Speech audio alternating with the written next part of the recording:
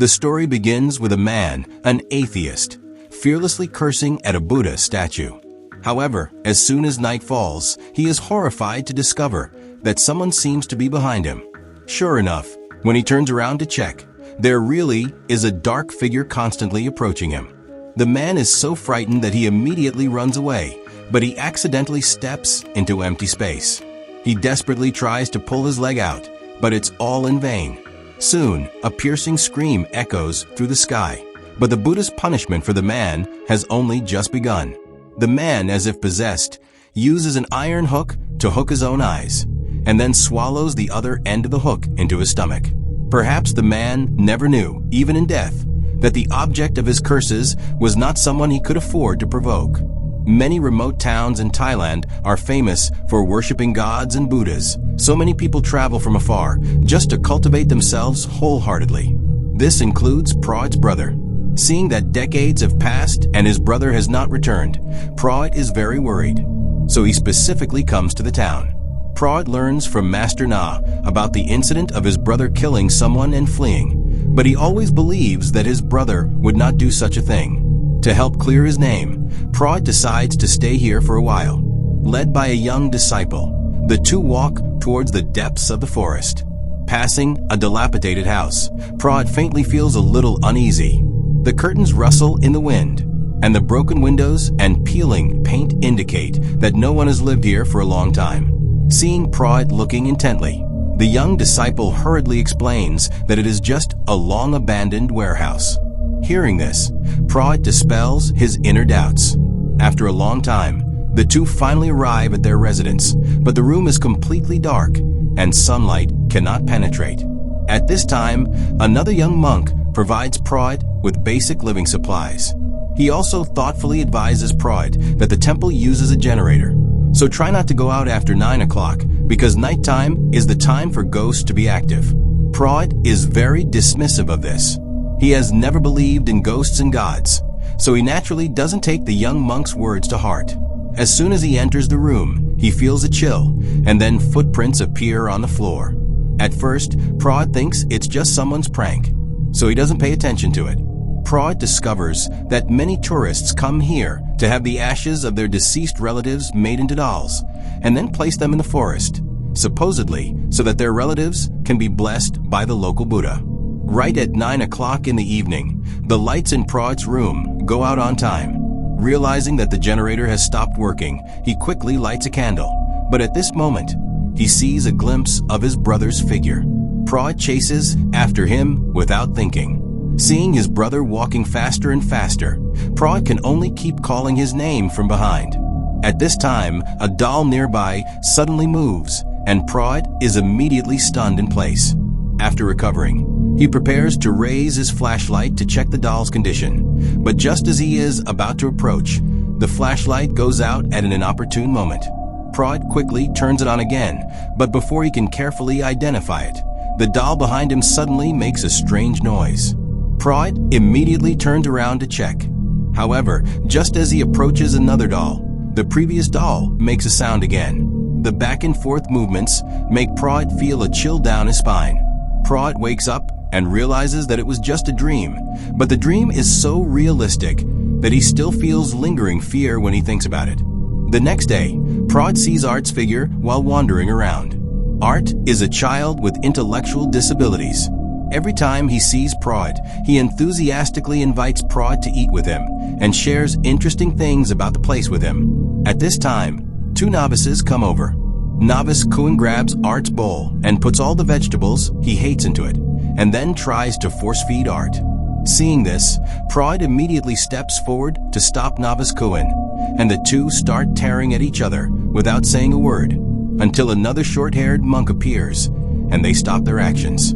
The short-haired monk starts scolding Art without distinguishing right from wrong, and says that if it weren't for him, this dispute would not have happened. Then he warns Praud that if he wants to continue staying here, he should be obedient. Praud doesn't dare to retort and can only silently walk home. On the way, he notices that the villagers here are either worshipping Buddha statues every day or doing some strange movements. Praud can't understand why they repeat this cycle. At night, when Mina brings food to her younger brother, she is inexplicably called in by Novice Kuan. Novice Kuan knows that Mina's mother has been bedridden for a long time and has not been able to find a cure for so many years. So he hands Mina a doll and claims that it can cure her mother's illness. Although Mina doesn't believe in Novice Kuan's character, she still takes the doll for her mother's sake. But Mina never expects that this doll will bring her endless disasters. In the middle of the night, Mina suddenly has uncontrollable convulsions, as if she is entangled by something. Her aunt keeps calling her name, but it's all in vain. Fortunately, a knowledgeable neighbor notices the clues and hurriedly tells the aunt to take Mina to see Master Na, because Mina may have been cursed. The aunt immediately obeys, and Master Na is also very helpful. He drips water on the Buddha's hand, and then lets it slowly flow into Mina's mouth along the palm. Soon, Mina has a reaction. Master Na claims that this matter is not over yet. He wants to cast a spell again, but is interrupted by Pride. In an instant, everyone knows Pride's true identity. But before they can react, Mina suddenly stands up and kicks over the enshrined Buddha statue, which makes everyone instantly nervous. They are all worried that the Buddha statue will attack Mina, but before they can discuss a countermeasure, Mina is already almost insane. Her mother locks her in the room, but the door keeps banging. Pride is worried that Mina will be injured, so he opens the door and walks in. He sees Mina kneeling on the ground, constantly hitting her head against the wooden planks. She makes a strange laugh while hitting. Pride, not yet realizing the seriousness of the problem, walks directly towards her. Prod hugs Mina tightly, but she quickly breaks free and walks toward the forest without stopping. Then strange things happen. Mina uncontrollably climbs towards the Buddha statue and then kneels down in front of it in an extremely devout posture. Everyone believes that this is the Buddha statue's punishment for Mina, but only Pride doesn't believe in evil. In an instant, all the dolls start to move strangely. Realizing that something is wrong, Long Hair immediately comes over. He warns Pride that if he destroys the Buddha statue in front of him, his life will also be destroyed. Even if Pride is not afraid of being retaliated against by ghosts and gods, the villagers will not easily let him go. After listening to Long Hair's words, Pride finally puts down the stick. Just as he is about to leave, he suddenly uncontrollably kneels on the ground. The next second, his eyes turn red. Pride frantically picks up a stone and smashes the broken arm of the Buddha statue. Everyone sees this and quickly steps forward to stop him, and Long Hair also puts his personal magic artifact on Pride. After a while, Pride regains his senses. After experiencing such a bizarre event, Pride no longer dares to act rashly. He hurriedly repairs the broken arm of the Buddha statue, but strange things continue to happen. The next day, Mina's younger brother finds her body in the river, and the cause of her death is even more confusing. To commemorate Mina, Long Hair specially makes a doll that looks like her. Seeing his close friend turned into this, Art is very sad. At this time, he finds a very strangely shaped doll in Mina's house. Long Hair immediately snatches it and throws it into the river, simply because it is a centipede doll. Anyone who is entangled by it will lose their life without exception. Remembering his previous actions, Pride also begins to worry that he will be retaliated against by the Buddha statue like Mina. So he devoutly kneels in front of the Buddha statue, hoping to be forgiven. After completing the last worship, Pride walks home slowly and cautiously. Unexpectedly, a pungent stench comes from afar. Pride follows the smell to a tree. He never expects that a skinned corpse is hidden under the pile of leaves. Soon everyone hears the news and rushes over. After checking the basic condition of the body, several people determine that he is Novice Kuan, who has been missing for a long time. The successive deaths make Pride vaguely feel that the Buddha statue killing people is just a cover, and the real murderer should be someone else. To verify his guess, he personally goes to the forest to investigate. During this period, Pride accidentally discovers a cave, but the entrance has been firmly welded with iron mesh, making it impossible to open easily. At this time, Master Na suddenly appears and reminds Pride not to wander around in the forest, otherwise it will be easy to get lost. Prod knows that the cave is very suspicious, but he has no choice but to leave temporarily. Soon after, Prod comes to Longhair's residence, wanting to discuss the cave with him, but unfortunately Longhair is not at home. Just as Prod is about to leave, he is surprised to find that the doll in the corner moved. Prod walks over and opens the black cloth. He is completely dumbfounded. This doll is actually made according to his brother's appearance. Before Prod can recover from the shock, Longhair returns. Faced with Prod's repeated questioning, Longhair finally tells the truth. Prod's brother has always opposed religious organizations making money with dolls, because this violates the Buddhist faith. He wanted to join hands with Longhair to stop it, but Longhair was worried that he would be rejected by the religious community. So he decisively rejected him. Hearing this, Prod finally understands his brother's situation. But what he doesn't know is that Novice Kuen's centipede doll is now targeting him. Prod falls into illusions again and again, and even almost dies at the hands of Novice Kuen. Fortunately, Longhair uses another centipede doll to replace Prod in time, successfully saving him. Centipede dolls have a special method of making them, which is to use the flesh as raw material, which makes the doll exceptionally powerful. To prevent Novice Kuen from attacking again, the two need to find his body as soon as possible. Soon Prod comes to the vicinity of the suspicious cave led by Art. Just as they are about to go in to check, the village chief suddenly appears and knocks Prod unconscious.